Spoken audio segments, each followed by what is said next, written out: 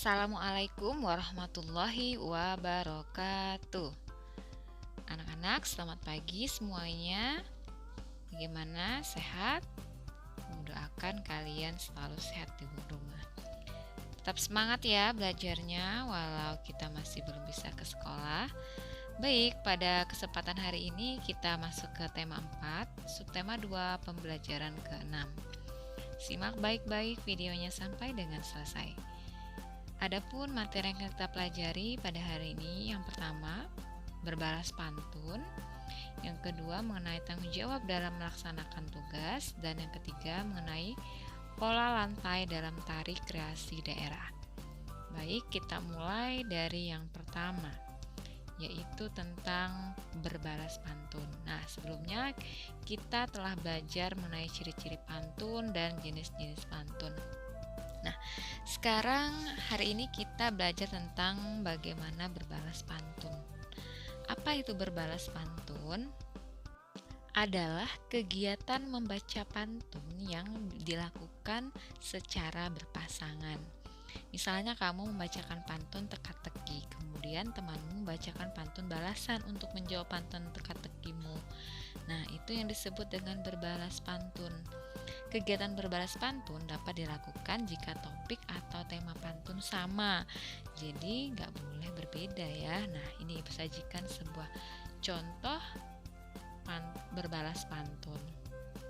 Pulang ke kampung halaman, mampir sebentar di kota Sragen. Coba terka wahai teman, sel darah apa mengangkut oksigen? Nah, pantun balasannya yaitu seperti ini. Pulang kampung ke Majalengka, sudah pasti beli oleh-olehnya. Kalau boleh coba ku terka, sel darah merah itu jawabnya. Nah, dalam kegiatan berbalas pantun, pantun yang dibacakan itu harus sama temanya ya. Jadi saling bersahut-sahutan seperti itu, tidak boleh berbeda ya. Kemudian ini disajikan sebuah pantun lagi. Sebelum pergi jangan lupa makan, agar hati tidak penuh gundah. Terima kasih telah diingatkan, tak akan lupa waktu ibadah. Nah, ini pantun sebelumnya. Menjamu tamu memakai nampan, tamu dijamu kue putu. Apa guna berparas tampan kalau lupa sholat 5 waktu? Nah, awalnya dia diingatkan tentang sholat 5 waktu, kemudian dibalas dengan pantunnya yaitu terima kasih telah diingatkan, tak akan lupa waktu ibadah. Nah, itu merupakan contoh pantun dan contoh kegiatan berbalas pantun.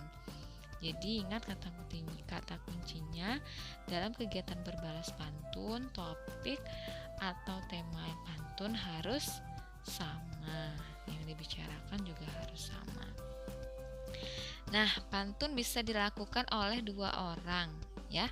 Begitu juga dalam tarian, bisa dilakukan secara berpasangan atau sendiri. Namun banyak tarian yang harus dilakukan berpasangan atau kelompok. Nah, agar tari dalam kelompok itu terlihat indah, maka ada yang namanya pola lantai dalam tari.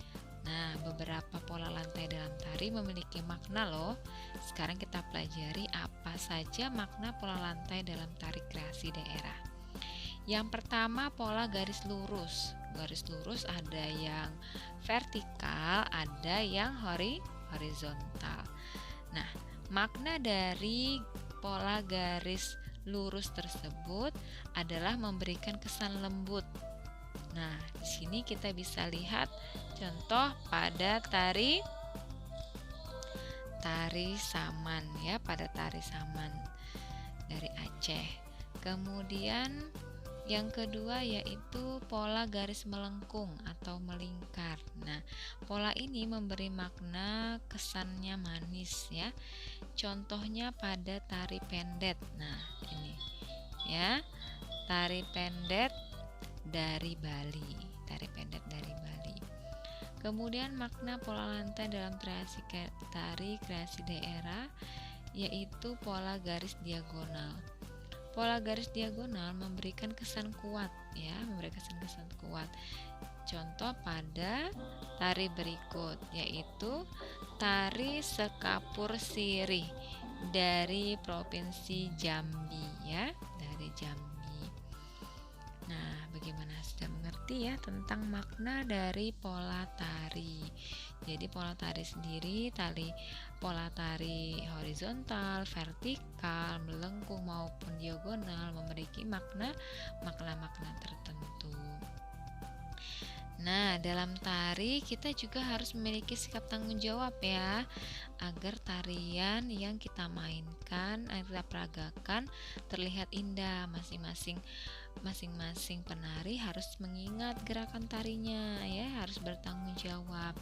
Nah, tanggung jawab lain bisa kita lakukan juga dalam melaksanakan tugas kita.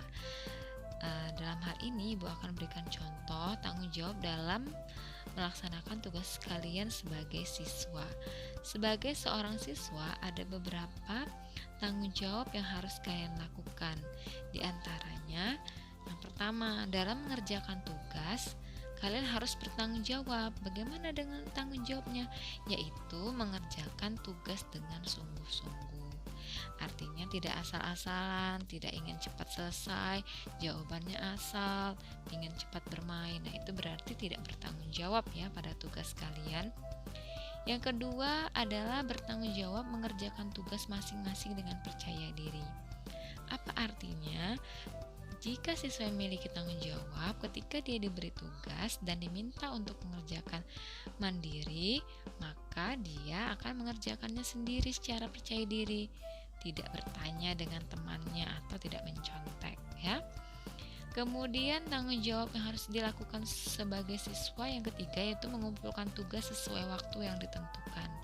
Nah, siswa yang bertanggung jawab ketika diberi tugas, dia akan menyelesaikan dengan tepat waktu. Sebaliknya, siswa yang tidak bertanggung jawab, dia bersantai-santai sampai akhirnya waktunya habis dan dia akhirnya tidak selesai. Maka itu artinya dia tidak bertanggung jawab ya dengan tugas-tugas yang ada. Jadi setiap tugas harus dilaksanakan dengan tanggung jawab. Nah, jika tidak dengan tanggung jawab, maka akan ada akibat yang harus diterima dari sikap tidak bertanggung jawab. Oke, itu pelajaran kita hari ini. Satu contoh terakhir tentang contoh tanggung jawab kelompok. Nah, dalam kelompok juga kita harus bertanggung jawab. Contoh kecil pada saat kalian melakukan piket kelas ya. Melakukan piket kelas. Nah, kalian dalam piket kelas kan dibagi dari beberapa siswa dalam satu hari. Ada yang 4 siswa, ada 5 siswa. Nah, masing-masing siswa memiliki tanggung jawab. Ada yang tanggung jawabnya menyapu lantai, menghapus papan tulis, membersihkan meja, atau membersihkan kaca. Jadi, semua siswa harus memiliki tanggung jawab dalam melaksanakannya. Nah, sebaliknya Bu, ada teman saya Bu, ketika piket dia tidak piket, atau ketika piket dia tidak mengerjakannya dengan sungguh-sungguh. Nah, itu berarti contoh siswa yang tidak bertanggung jawab dalam kelompok. Jadi jangan ditiru ya, tiru yang baik-baik saja. Nah, demikian pembelajaran kita hari ini. Karena ini pembelajaran terakhir di tema 2 subtema, di tema 4 di subtema 2 maksud Ibu.